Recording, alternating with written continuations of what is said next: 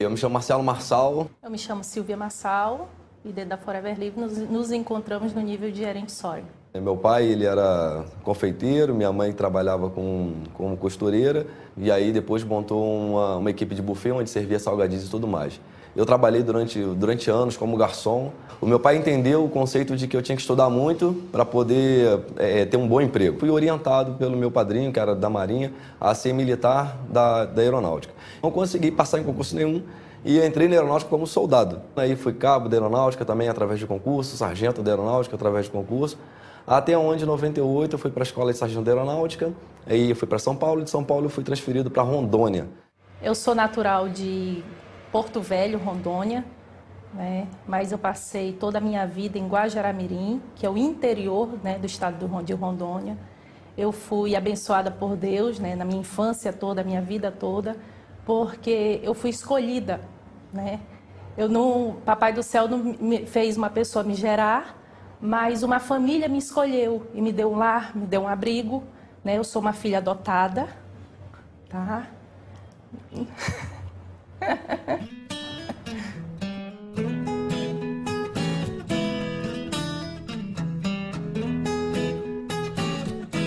Nós nos conhecemos através de uma amiga minha, né? Que ela queria me apresentar, né? Um rapaz lindo que chegou na cidade. Aí eu fui conhecer esse rapaz lindo que chegou na cidade, mas eu nem cheguei a ter contato com ele, porque assim que eu vi ele, né? Eu não me agradei, né? Com a fisionomia dele. E de lá passaram os tempos e a gente foi fazer jiu-jitsu junto, né? E acho que esse contato do jiu-jitsu começou a aproximar mais a gente. E casamos no dia 6 de outubro de 2001. Eu fui comunicar a ela que estaria sendo transferida, né? E quando eu fosse transferida, a gente ia continuar namorando até o final do ano. E quando eu fosse transferido, eu ia deixar ela lá e ia embora para Recife. Ela falou assim, então pode ir embora. Mas a gente termina aqui. Eu falei assim, não, eu quero continuar namorando. Ela falou assim, não, ou a gente casa ou a gente termina aqui. Eu falei assim, então tá bom, então a gente casa. A gente fez um casamento um pouco diferente. A gente não podia fazer de noite, porque de manhã tinha muita gente. E o gasto ia ser maior. O gasto ia ser muito grande. Então a gente fez de manhã, aproveitava que estava todo mundo trabalhando, aí ia metade do público. Mas só que mesmo assim, teve gente pra caramba. Quando eu cheguei em Recife, foi todo o oposto de toda a minha infância até os 20 anos, onde começou todas as nossas dificuldades, né? Porque Guajará-Mirim, quando nós morávamos lá, tinha a renda da minha mãe, a minha renda, que era praticamente só minha, e tinha a renda dele, como militar da Força Aérea. E quando nós chegamos em Recife, só teve a renda dele, né? Para o mundo novo, onde a gente não pagava aluguel, aqui a gente veio para pagar aluguel. Então a gente ia de carro para a universidade, eu fazia, né, nutrição e ele administração na Universidade Federal de Pernambuco.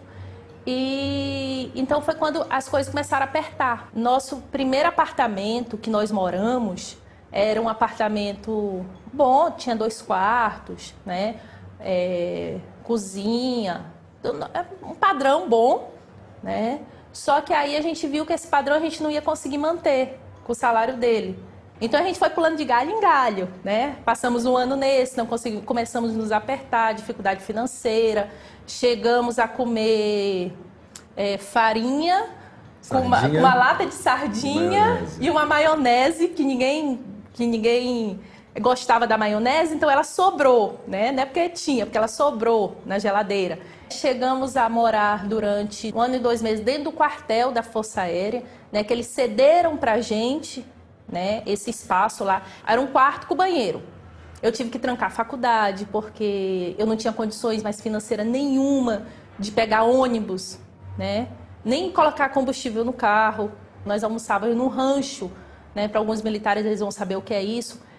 Quando chegava, é um restaurante do quartel, que é dentro do quartel. Então era só eu de mulher, né, fora as militares que são mulheres. Então era só eu de mulher almoçando naquele, né, ambiente que não era para mim, né, mas era o que a condições financeiras dava naquele momento para a gente, né. De lá a gente foi expulso praticamente, porque você tem um limite. É um hotel de trânsito onde você pode passar 3 meses.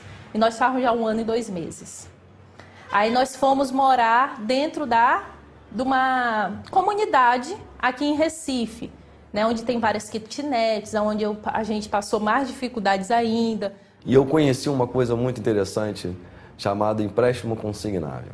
Para você ter uma ideia, em apenas 2 anos e pouco, 2 anos e meio aproximadamente, eu consegui a façanha de adquirir 15 empréstimos consignáveis. Eu cheguei a fazer um empréstimo consignável de R$300 e parcelei em 36 meses. Porque eu estava precisando daquele dia, naquele momento.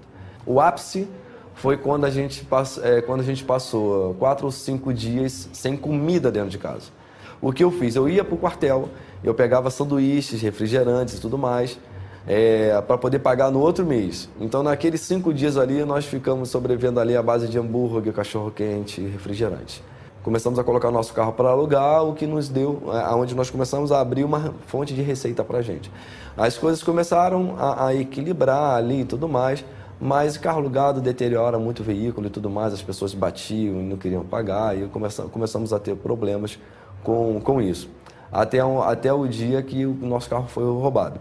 E aí nós ficamos sem carro para alugar, ficamos sem nada.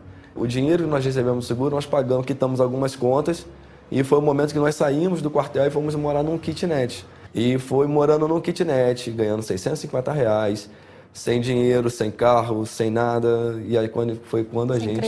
Sem credibilidade, foi quando a gente conheceu a Forever. Marçal chegou um belo sábado do quartel e falou: se arruma que eu encontrei uma coisa que vai mudar a nossa vida. Eu já estava conformada com a situação que eu estava vivendo. Eu não tinha dinheiro para começar nem para comprar os produtos. Só que eu tinha feito 15 empréstimos consignáveis, não é verdade? E curiosamente, naquele mês tinha caído um empréstimo, ou seja, o empréstimo já tinha sido quitado. E aí abriu o que é chamado de margem consignável. Eu poderia fazer um outro empréstimo. Se eu já tinha feito 15 e nada tinha mudado na minha vida, eu fiz o 16º.